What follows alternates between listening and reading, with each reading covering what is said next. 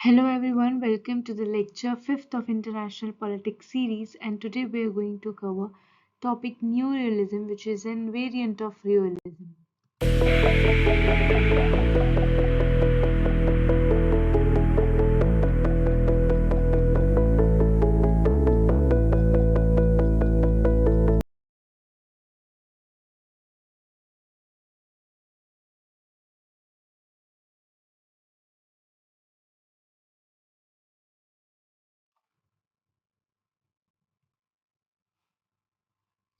Basically, neorealism is also known as structural realism.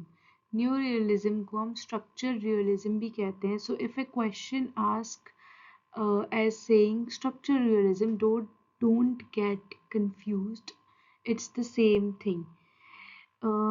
It explains new realism explains the behavior of states in terms of the structure of international system, which means जहाँ पे हम classical realism में ये देखते हैं कि state का behaviour वो ह्यूमन नेचर के टर्म्स से समझाते हैं, वैसे ही न्यू रियलिज्म में स्टेट का behaviour structure of international system से समझाया जाता है. Okay, third point is three elements are there in neorealism, which is organizing principle. यहाँ principle आएगा, differentiation of units and distribution of capabilities. Kenneth walls ने इस न्यू रियलिज्म को advocate किया था उनके work theory of international politics 1979 में. Moving forward, सबसे पहले हम देखेंगे foundation and background of new realism. जब क्लासिकल रियलिज्म एग्जिस्ट कर रहा था तो why did the new realism came into existence, और क्या बैकग्राउंड था. एक क्यूरियोसिटी जागती है कि क्या बैकग्राउंड था जब न्यू रियलिज्म आया, या फिर क्यों न्यू रियलिज्म आया, क्यों फाउंड हुआ वो. तो बेसिकली क्लासिकल रियलिज्म था, उसके कुछ लिमिटेशंस थे जो हमने उस इससे पहले वाले लेक्चर में पढ़े थे.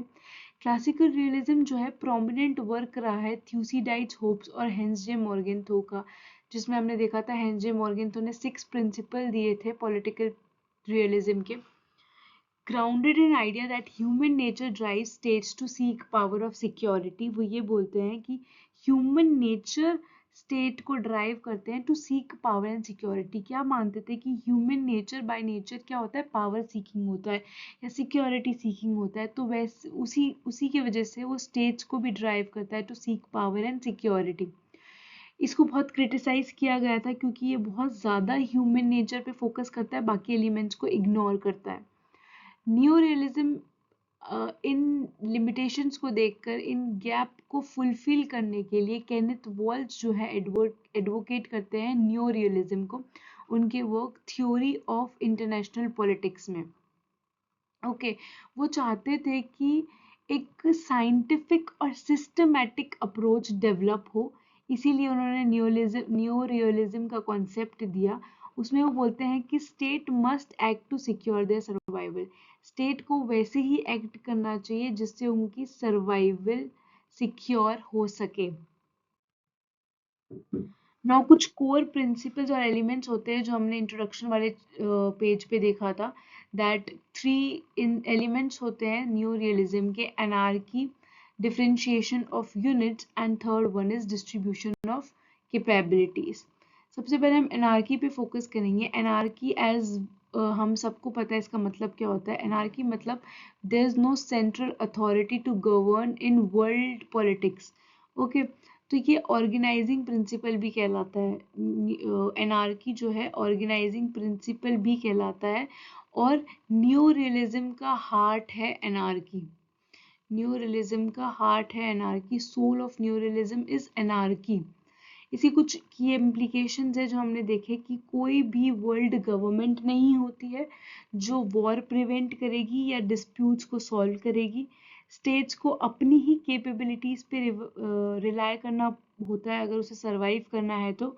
और एनार्की फोर्स करती है स्टेट्स को to act in a way that prioritise their security and sovereignty. अब बिकॉज एनार्की है, कोई सेंट्रल अथॉरिटी नहीं है, तो स्टेट्स को उस वे वो फोर्स किया जाता है स्टेट्स को कि वो खुद के सर्वाइवल, खुद की सोवरेनिटी और सिक्योरिटी को प्रायोरिटाइज करें.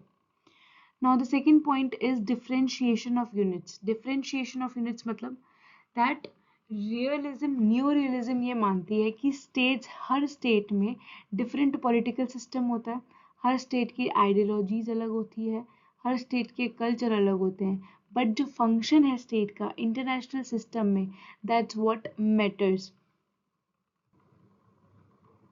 वाइल जहाँ पे हम देखते हैं इतने सारे डिफरेंसेस की वजह से भी स्टेट्स, इतने सारे डिफरेंस के बावजूद भी स्टेट्स जो है इक्वली सोवरेन है और सिमिलर इंटरेस्ट शेयर करती है when it comes to survival and security. State के लिए सर्वाइवल और सिक्योरिटी इम्पोर्टेंट है, चाहे अथॉरिटेरियन गवर्नमेंट हो चाहे डेमोक्रेटिक गवर्नमेंट हो, they navigate same anarchial system and respond similarly to international order. Now the final जो की एलिमेंट है डिस्ट्रीब्यूशन ऑफ पावर का इंटरनेशनल सिस्टम में, न्यू रियलिज्म आर्ग्यू करता है कि जो रिलेटिव डिस्ट्रीब्यूशन है मिलिट्री का, इकोनॉमी का और पॉलिटिकल कैपेबिलिटीज का स्टेट्स में, वो डिटरमाइन करता है इंटरनेशनल ऑर्डर को। This is T, international order को वो डिफाइन करता है। की इम्प्लीकेशंस में हम देखेंगे स्टेट्स जो है अपनी पोजीशन के हिसाब से बिहेव करेगा, अगर वो ग्रेट पावर है, मिडिल पावर है और स्मॉलर पावर है, उस हिसाब से वो बिहेव करेगा। Number of great powers in the system influence the nature of international relations. ठीक है, अगर एक ग्रेट पावर है तो यूनिपोलैरिटी होगी, दो ग्रेट पावर्स हैं तो बाइपोलैरिटी होगी, बहुत सारी है तो मल्टीपोलैरिटी होगी। ओके, स्टेट्स जो है बैलेंसिंग बिहेवियर में इंगेज होगी, बिकॉज अगर उन्हें स्टॉप करना है किसी एक स्टेट को पावरफुल बनने से, तो वो अलाइंसेस फॉर्म करेगी और मिलिट्री कैपेबिलिटीज को इनहेंस करेगी अपनी। Now moving forward, we'll see variants of neorealism. There are two variants of neorealism, which is defensive and offensive. Defensive was advocated by the Kenneth Waltz, or offensives were developed by John Mearsheimer. As this is clear that it was advocated by Kenneth Waltz, इसमें state का primary concern क्या होता है, that to preserve their sovereignty and security rather than power. वो कहते हैं कि state का जो प्राइमरी कंसर्न होगा वो ये होगा कि अपनी सिक्योरिटी और सोवरेनिटी को प्रिजर्व करो, ना कि पावर को इन्हेंस करो। अगर हम एग्जाम्पल ले तो हम कोल्ड वॉर का एग्जाम्पल ले सकते हैं, जब यूएस और यूएसएसआर का प्राइमरी कंसर्न क्या था कि सिक्योरिटी को मेंटेन करो डिटरेंस के थ्रू, राइट।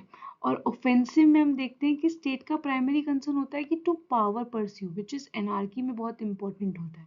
अगर हम इसका एग्जाम्पल देखें तो एक्सपेंशन जब हुआ था नाजी जर्मनी में हिटलर के टाइम पे 1930s में, जर्मन पावर को मैक्सिमाइज करने के लिए वर्ल्ड में, उसका हम एग्जाम्पल ले सकते हैं ऑफेंसिव में।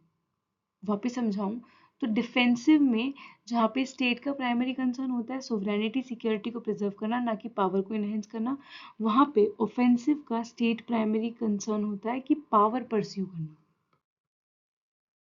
Now like all other variants, जैसे क्लासिकल रियलिज्म को क्रिटिसाइज किया गया, वैसे ही हमारे न्यू रियलिज्म को भी क्रिटिसाइज किया गया था। और जो मेन पॉइंट जिसकी वजह से उसको इन्फ्लुएंस के बाद भी इसको क्रिटिसाइज किया गया था was over emphasis on structure. जो न्यू रियलिज्म है वो बहुत ज़्यादा ओवर एम्फेसिस डालता है स्ट्रक्चर पे, overlooks the importance of domestic factors जैसे कि political ideologies, national interest और leadership in shaping foreign policy. For example, अगर हम देखें तो जो यूरोपियन यूनियन है एक पीसफुल और कोऑपरेटिव रीजन है despite an anarchial international system, challenges the neo-realist view that states are condemned to constant conflicts. Second point is lack of emphasis on ideas and norms. Neorealism ने को बहुत ज़्यादा criticise किया गया है because for underplaying the role of ideas, norms and social constructionism. Alexander Wendt जो है वो आर्ग्यू करते हैं कि जो इंटरनेशनल सिस्टम का नेचर है वो सिर्फ मटेरियल पावर से शेप नहीं होता है, बल्कि शेयर्ड आइडेंटिटीज और बिलीव्स जो स्टेट के बीच में होते हैं उससे शेप होता है। थर्ड जो लास्ट क्रिटिसिज्म है वो ये है that predictive limitation, which is limitation to understand state behaviour.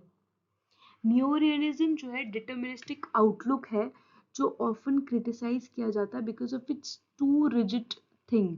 Bye focusing primarily on structure of international system, new realism जो है can fail to account for variation in state behavior based on historical events and changing preference of political elites. Now, अगर मैं इसको conclude करूं तो criticise किया जाता है न्यू रियलिज्म को बिकॉज ये स्ट्रक्चर पे ज़्यादा ओवर एम्फेसिस करता है. जैसे क्लासिकल रियलिज्म ह्यूमन नेचर पे ज़्यादा ओवर एम्फेसिस करता था, वैसे ये स्ट्रक्चर पे ज़्यादा ओवर एम्फेसिस करता है. It lacks the norms and ideas and the limitation of understanding state behavior.